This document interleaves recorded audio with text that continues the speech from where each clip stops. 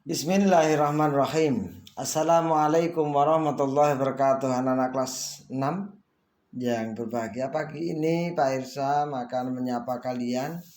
Mudah-mudahan anak-anak semuanya sehat dan selalu diberikan keberkahan oleh Allah Subhanahu wa taala, semua keluarga sehat. Allahumma amin. Anak-anak, kita lanjutkan materi yang kemarin kita pelajari, yaitu bab 1 tentang pembahasan Quran Surat Al-Alaq.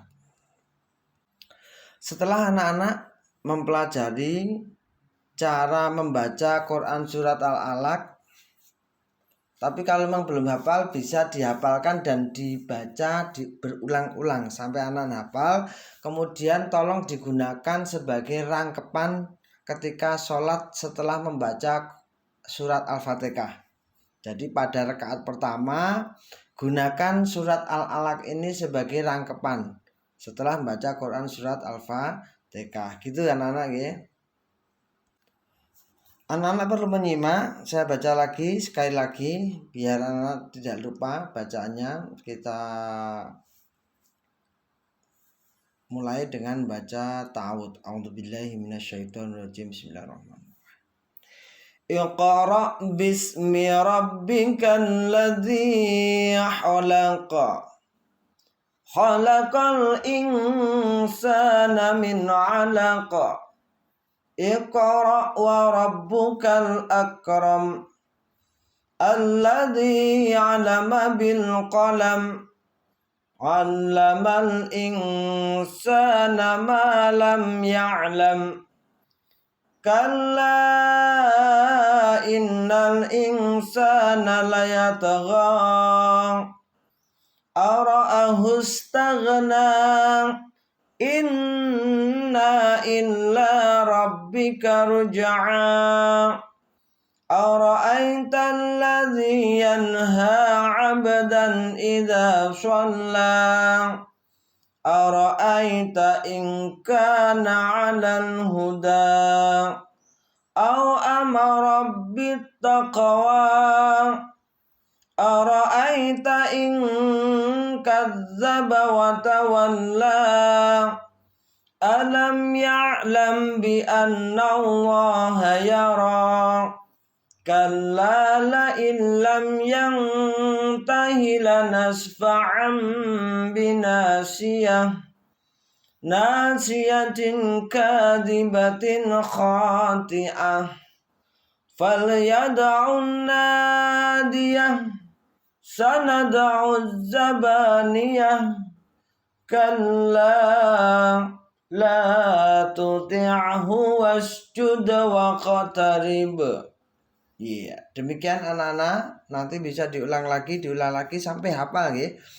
Sekali lagi anak-anak harus menghafal Quran surat ini. Kemudian anak-anak perhatikan arti daripada Quran surat ini.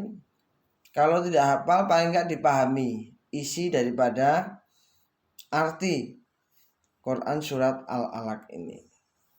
Setelah anak-anak mampu mengartikan Quran surat Al-Alaq ini, mari kita pelajari kandungan daripada surat Al-Alaq. Surat Al-Alaq adalah surat yang ke-96, yaitu setelah surat At-Tin dan sebelum surat Al-Qadr. Yang di dalamnya terdapat wahyu yang pertama kali turun, yaitu ayat 1-5. Ayat ini turun bertepatan dengan tanggal 17 Ramadan. Bukan 17 Agustus, 17 Ramadan. Oleh karena itu, kita peringati sebagai nuzulul Quran atau turunnya wahyu Al-Quran. Semua ayatnya turun di Mekah, maka disebut surat Makkiyah. Dinamakan Al-Alaq karena diambil dari ayat kedua Al-Alaq, yaitu segumpal darah. Dalam ayat 1-5 kita diperintahkan untuk membaca. Hal ini kita dituntut untuk mempelajari ilmu pengetahuan, baik ilmu umum maupun ilmu agama. Dengan cara apa? Dengan cara membaca. Kalau tidak baca kita tidak bisa. Apalagi saat ini perkembangan teknologi yang begitu pesat, maka kita sebagai seorang muslim harus mampu menguasai teknologi. Kita jangan merasa puas terhadap ilmu pengetahuan yang telah kita peroleh, karena itu pengetahuan itu sangat luas. Kita dituntut untuk selalu mencari dan menguasai. Di samping itu, dengan menguasai ilmu pengetahuan, iman kita kepada Allah Subhanahu wa taala akan semakin tebal, sehingga kita akan mengenal hakikat penciptaan manusia.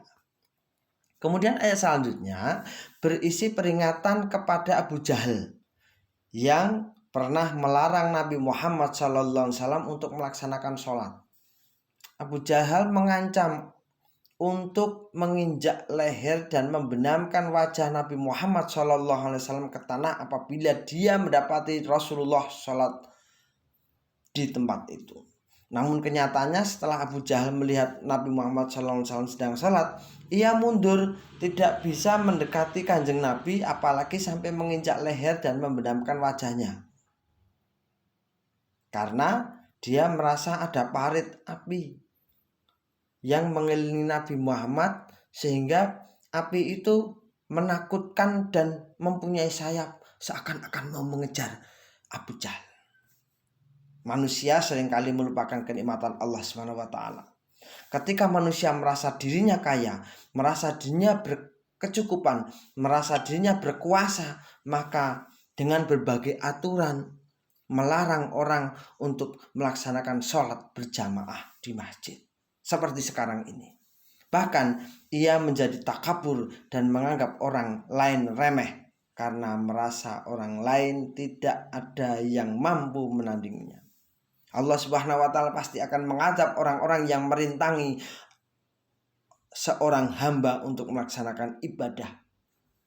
Hal ini seperti Abu Jahal. Jadi, kalau saat ini ada orang yang melarang untuk melaksanakan sholat, untuk melaksanakan ibadah, maka orang itu dipastikan umatnya Abu Jahal. Demikian yang dapat kami sampaikan, mudah-mudahan bermanfaat. Kurang dan lebihnya mohon maaf. Wassalamualaikum warahmatullahi wabarakatuh.